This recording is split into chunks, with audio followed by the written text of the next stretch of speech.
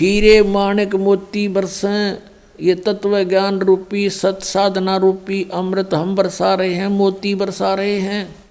इनको ग्रहण करते नहीं है भोले भक्त, और ये डले ढो रहे हैं। ये जग चुगता ढेल रे, ढेल माने डले कंकर पत्थर इकट्ठे कर रहे हो। आन उपासना आन साधना के अन्य भगवानों की पूजा करके तुम डले ढो रहे हो, और हम हीरे मोती बरसा रहे हैं। इनको ग्रहण नहीं कर रहे, तुम निर्धन होते जा रहे हो। क्या बताते हैं, हमारा ज्ञान किन्हें ना सुनिया, ये पर भी लेन जात है दुनिया। कहीं पर आप देखते हो इन भ्रमित किए हुए अज्ञानी ऋषि संतों के द्वारा के फलाने स्थान पर कुंभ का पर्व होगा, वहाँ पर भी लगेगी, पर भी वो है इनकी 1 घंटा 1.5 घंटा स्नान का समय निर्धारित करते हैं किसी सरोवर तालाब या दरिया में, कि उसमें जो स्नान कर लेगा उसका बेड़ा पार हो जाएगा। ये कर रखा है ना ऐसा जुल्म। वहाँ बेड़ा पार नहीं, बेड़ा गर्क होता है। कैसे होता है, एक समय हरिद्वार के अंदर हर की पैड़ियों पर ये पर्व भी लगी थी। कुंभ के पर्व के ऊपर स्नान का समय निर्धारित किया था इन्होंने। वहाँ पर ये सभी त्रिगुण उपासक, रजगुण ब्रह्मा, सदगुण विष्णु, तमगुण शिव जी के उपासक, ये गिरी पुरी और नागा वैष्णो, ये कनपाड़े नाथ और बिना कनपाड़े, ये सारे वहाँ इकट्ठे हो गए स्नान के लिए। स्नान करने का जब समय आया, वहाँ क्या होता है, गिरी अलग ग्रुप में, पूरी अपने न्यारे ग्रुप में, नागा अलग से इकट्ठे हो जाते हैं, वैष्णो अलग से इकट्ठे हो जाते हैं। वहाँ से फिर स्नान करने के लिए चलते हैं अपने अपने मुखिया के पीछे। सबसे पहले नागा चले गए ऊपर भी नहाने के लिए, पर भी लेन मोक्ष प्राप्ति के लिए बेड़ा पार कराने गए थे नागा। सबसे पहले हर की पैड़ियों पर खड़े हो गए स्नान करने के लिए। पीछे से आगे ये सतगुण विष्णु जी के उपासक वैष्णो साधु आए। उन्होंने कहा, अरे नागाओ, पहले हम स्नान करेंगे, हम सर्वश्रेष्ठ हैं, तुम बाहर आओ, अभी स्नान नहीं करना तुमने।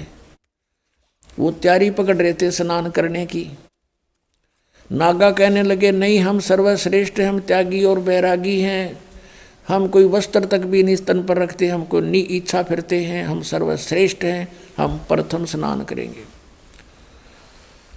अब वैष्णु साधुओं ने कहा कि तुम बाहर आ जाओ नागो, तुम काहे के श्रेष्ठ हो, तुम नहाते ना धोते, राख लपेटे फिरते हो, सरड फड़ तुम टट्टी के हाथ भी नहीं धोते, और तुम काहे के श्रेष्ठ हो, बाहर आओ, हम प्रथम स्नान करेंगे।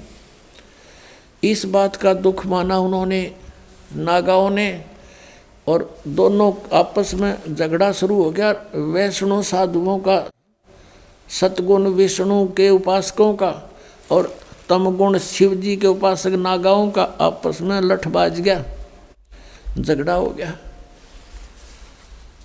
और वहाँ लगभग 25,000 ये त्रिगुणोपासक कटका मर गए वहाँ पर भी लेन गए थे, बेड़ा पार करान हो गया, बेड़ा गर्क।